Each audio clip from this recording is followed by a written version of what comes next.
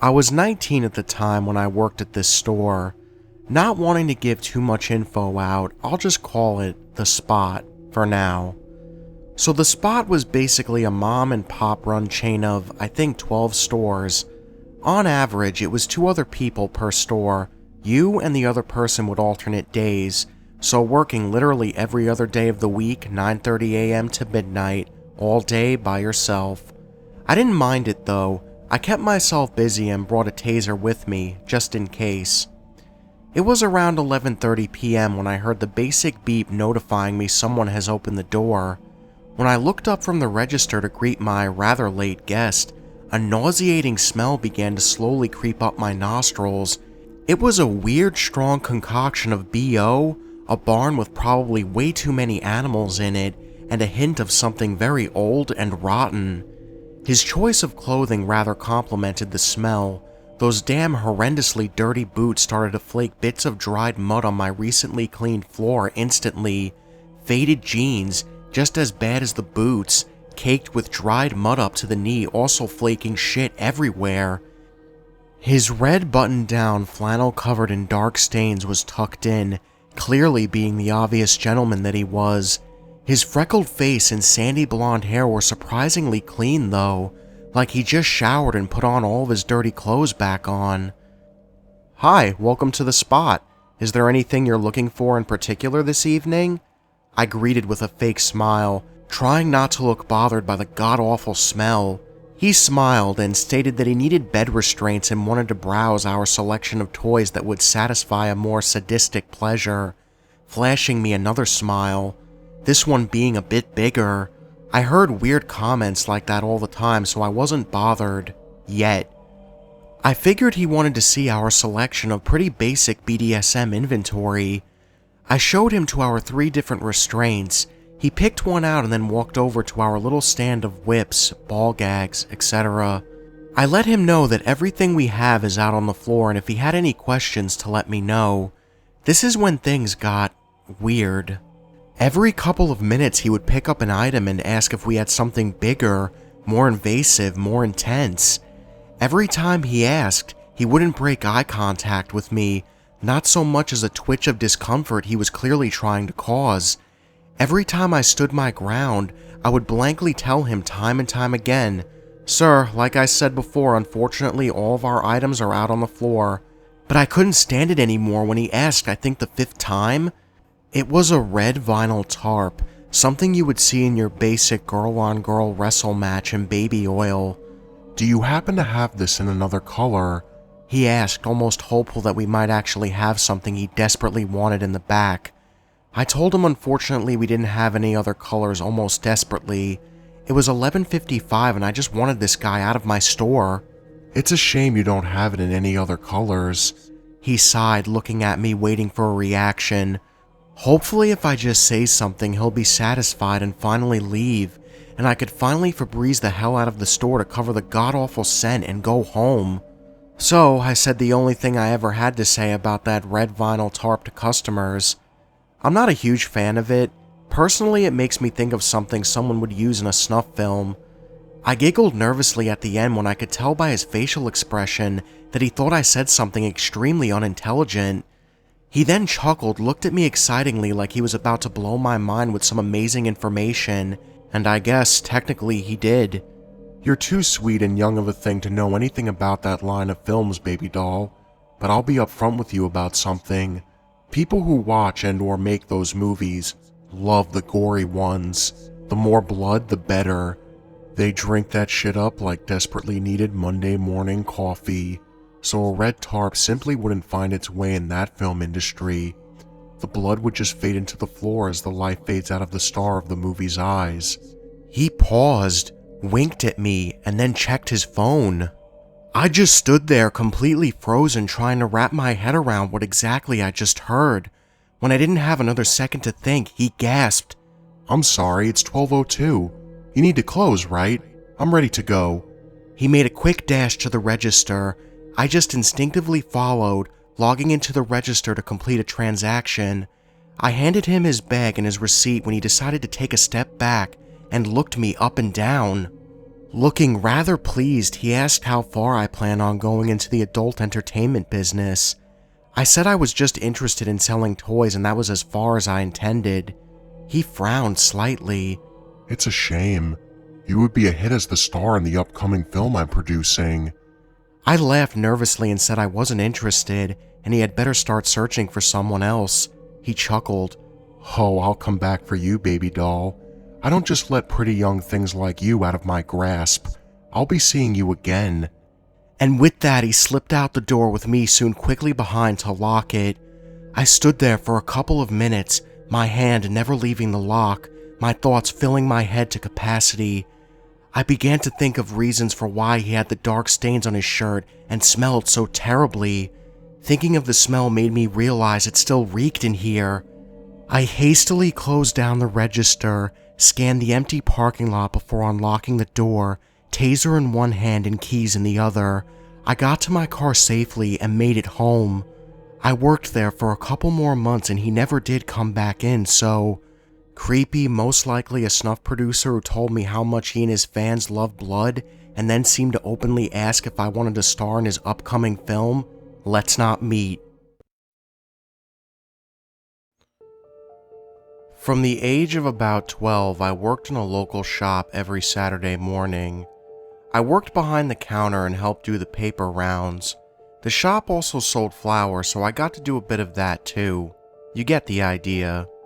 The shop was local to my house and I lived with my grandmother and mother at the time, so they all knew the owner and it was so close it was the perfect pocket money job. The shop had been in the family for about 2 generations, so my family had always known them. I probably started going in there when I was about 2 or 3 years old.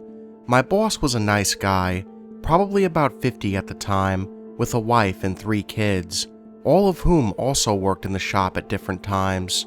His cousin, an older lady, also sometimes worked there. The 2 daughters were a bit older than me and the son was a few months younger and we had a few mutual friends. Anyway, 5 years after I started working there, I met a boy at a party that I liked. He was in a band with my friend and I distinctly remember going to my job the day after our first date and being very excited about it. My boss and I had a chatty, jokey relationship, and I remember saying that this guy had a Mohican. He seemed really cool and I was really excited to have met him. It was a very hot day, one of those days when it rains and the pavement smells amazing. I remember I was wearing a strappy black top and jeans and it was so hot. There was this moment where my boss threw an ice cube at me because I was complaining about the heat. I was sorting out a paper round because one of the normal guys hadn't shown up yet, and I remember suddenly feeling very uncomfortable. I just sort of shrugged it off, but then he found the ice and sort of chased me around and put it down the back of my top. It was weird. I felt uncomfortable, so I sort of stopped talking and went behind the counter. There were people coming in and out anyway, so it wasn't too weird. I didn't feel alone, and after 5 years there, it was the only time I'd felt uncomfortable. At this point, my boss went to the office in the back of the shop and I just manned the counter. After about 5 minutes, he came to the front and I remember it so clearly. Can I ask you a question? Sure, what's up? Can I kiss your breast? I'm sorry, what? Can I kiss your breast? No. Okay. He had a big pile of newspapers in his arms and on the top there was a neon star label that said, "Be back in 5 minutes," and I know that he'd meant to stick that up in the window if I'd said yes. So he went back to the office and I just sort of sat there feeling very creeped out. I then went out back to the office and said, "I don't think I can carry on working here. I'm going on holiday in a few weeks anyway, so maybe it's best if I just don't come back. I'll do the paper round today because the other guy hasn't shown up, but I'm not coming back." His response was pretty dejected, but he clearly wasn't going to put up much of a fight about this. I don't really remember what he said because, to be honest, it was taking a fair bit of effort to try and say this all calmly and walk out without making a fuss. I then went and did the paper round, crying and wiping my face with my hands, which, incidentally, covers you in newsprint. I went to my mother's office, covered in said newsprint and pretty upset. She was shocked and went in and told him off, and I got my final wages. She told my grandmother, who also went in and told him off a week later. I told my great-grandmother, and she told me, and I quote, "His father could never keep his hands to himself." Over the next few weeks, I got quite a few phone messages saying it was a moment of madness and that it was a mistake. I think I changed my answer phone messages to, "Please stop leaving messages. I'm not going to listen to them." His son even sent me a message asking me what had happened and why I wasn't working at the shop anymore. My response was, "It's not my business to tell you. You could ask your father if you want to know." I didn't go in that shop around the corner from my house again until it changed hands about 5 years ago. And every time I went past it, I usually walked on the other side of the road to avoid possibly having to look him in the eye again. So many things went through my head when I think about what happened, and in the spirit of openness, I will list them here. Many of them made me want to blame myself. What was I wearing to blame? Did he think I was trying to make him jealous talking about my new boyfriend? Had he always had these feelings about me? Was I naive about the way I looked? I had pretty low self-esteem at high school and was terminally awkward. I never felt pretty, but then I was never shy either. People would tell me I was striking, but honestly, I thought that was a synonym for odd-looking. I talk way too much to be shy, and I had confidence, I guess. Perhaps more so because I just got a boyfriend. A few times before it happened, I thought he was trying to set me up with his son. Was this him living vicariously? I grew up without a father. He would sometimes talk about himself as being like a father figure to me. What did that mean now? Was it a moment of madness? Did I owe him a second chance? Most of my thoughts blamed me, the way I dressed or what I was talking about, but I don't believe it was my fault. The facts are, he was someone I had known since I was about 4 and had children my age and older. He was my boss, and that immediately put him in a position of responsibility not to be inappropriate with staff, ever. He often liked to think of himself as some kind of positive male role model in my deprived of a man upbringing. I don't think I ever suffered from being raised by a woman, and I don't think I was ever deprived of male role models or anything because I had an uncle and a granddad. He put that label on himself and then he wanted to kiss my breast? I suppose I should be grateful that at least he was the type of guy to ask first. I don't think the excuse, "I have a boyfriend," should be necessary to put other men off, but in this case, I really did have a boyfriend, and it made no difference. In fact, it's the same boyfriend I have now nearly 11 years later. I sometimes think I handled it badly and I shouldn't have avoided him. Sometimes I would have little fantasies about bumping into him and telling him I thought he was disgusting and he had destroyed my faith in men. The only time I did bump into him, I felt physically sick and couldn't speak at all. I'm lucky I have not been assaulted or had anything worse than this, but I hope this could give some perspective into how young women feel when they are confronted with the fact that men they've known for years have suddenly started to think that they are sexy and up for it, even when they are definitely not.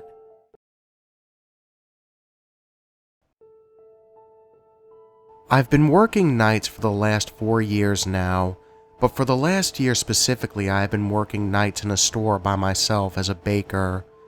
Everyone swears up and down the store is haunted, and yeah, it can get pretty creepy working alone all hours of the night, but I don't really believe in all that.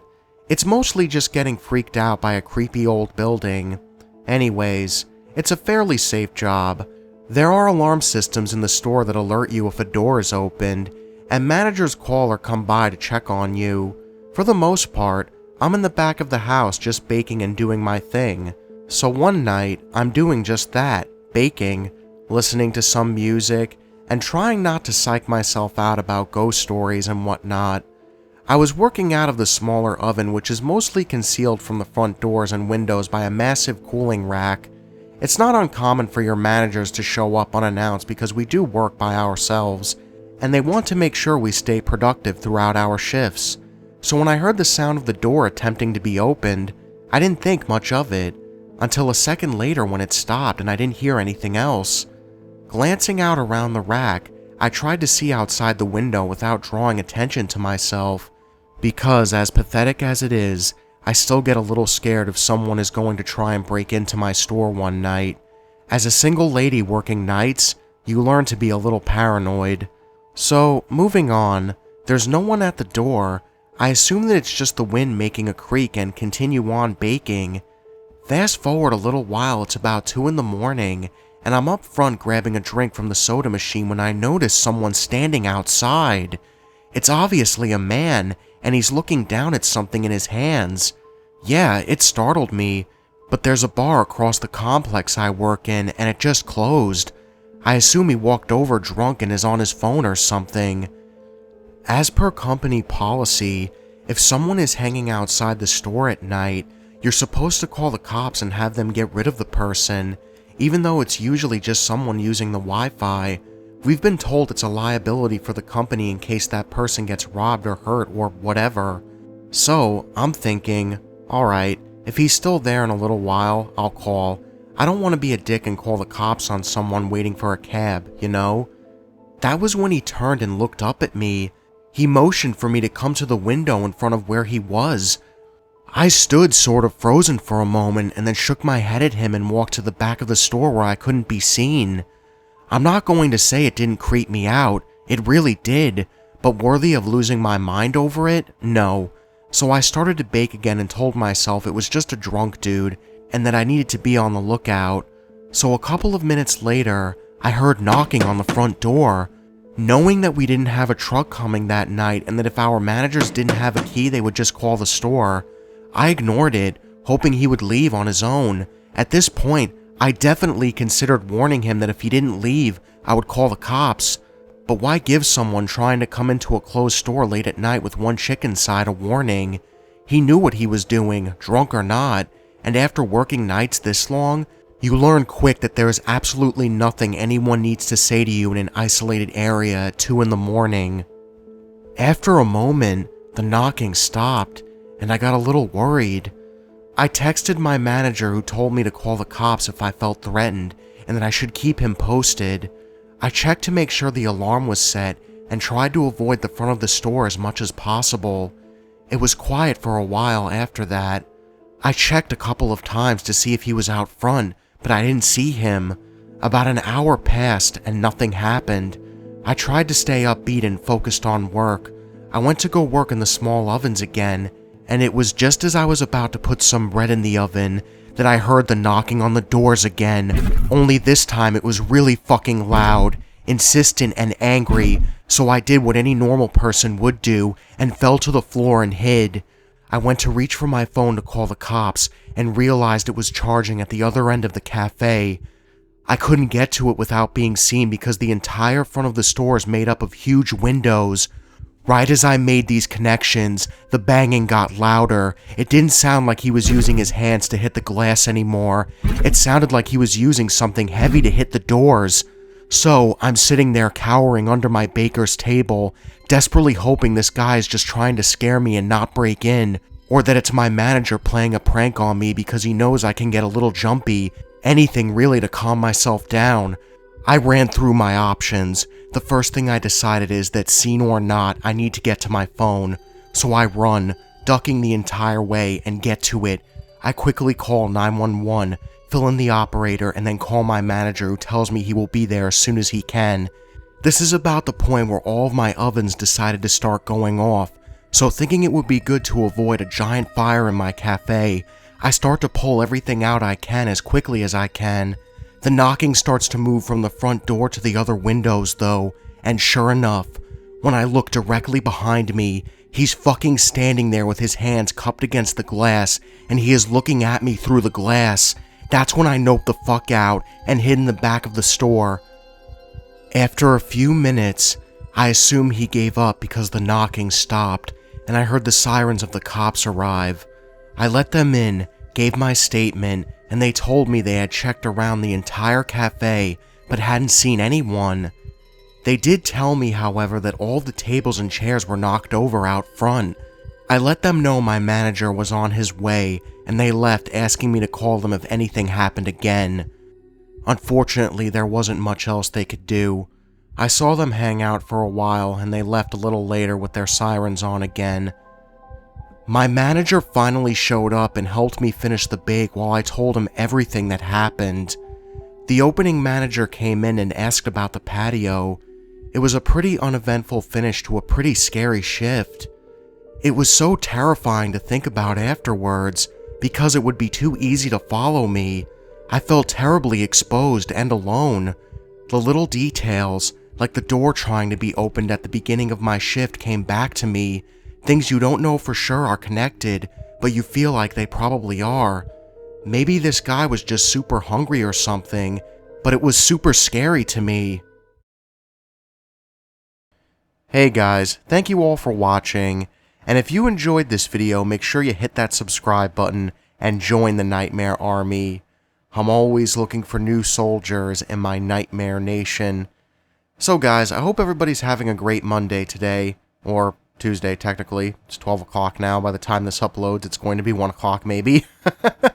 But I hope everybody had a good day today, and I have to ask you guys a question. Now, I've done a lot of topics so far on this channel, and I want to know from you guys, what topics do you guys want me to explore more or do more? Do you guys want more stalker stories, more deep web stories, no sleep stories, anything really? Anything and everything you guys want, leave them down below in the comments and let me know what you guys want more. But anyways guys, on a more cooler note, have you guys seen the survival horror game trailer of Agony? Holy shit, I think I watched that trailer like at least 3 or 4 times. That looks like some scary shit. That looks almost like the game Outlast next to Outlast meets Dante's Inferno kind of mixed together with Doom a little bit. It looks really crazy. I was sitting there and I was just like, damn, this looks really scary. If you guys don't know what Agony is, pretty much it's a survival horror game where you're trapped in hell and you have to get out. That alone sounds terrifying. The trailer scared the shit out of me. It really did. Go check it out. I'm not kidding. It is fucking freaky. But anyways, guys, thank you all for watching. And just remember, the best ideas always come out of nightmares.